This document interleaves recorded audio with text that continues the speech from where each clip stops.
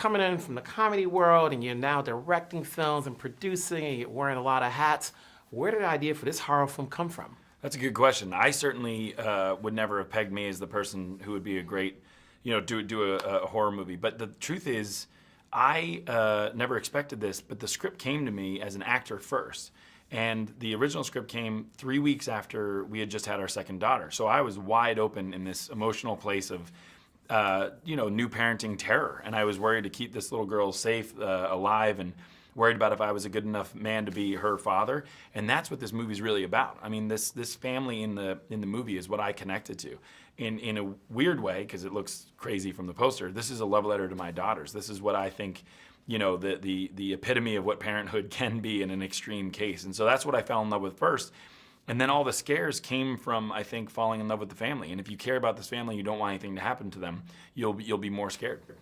Now, as a director, part of the sell of this movie is just what any horror film is the facial expressions. And as actors, and all your cast, they've gone through this. That's part of getting roles. So with this particular film, how much more did you place on them as far as showing the sort of expression you wanted? Well, the truth of the matter is having no dialogue in a film is really scary. It was one of the things I was most scared of. It's a high wire act. If you get across, it's amazing, and if you don't, it's pretty terrible. So I was worried about the tension and the pacing of the movie being able to handle no dialogue.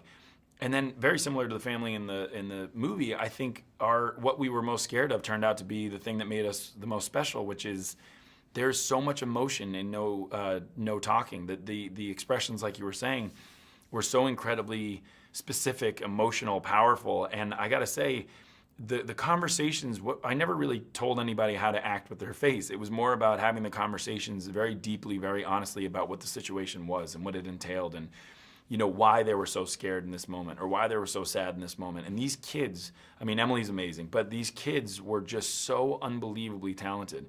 And Noah actually said something really interesting. He said, without dialogue, there's nowhere to hide. Because when you're in your hotel room planning on what you're going to say, how you're going to say it, there's so much preparation that goes into the words. And without that, you actually have to act genuinely. You have to actually be scared. You have to be sad. And so I thought that was the most articulate way to put it. What's more comfortable for you, being in front of this camera or behind it? I don't know.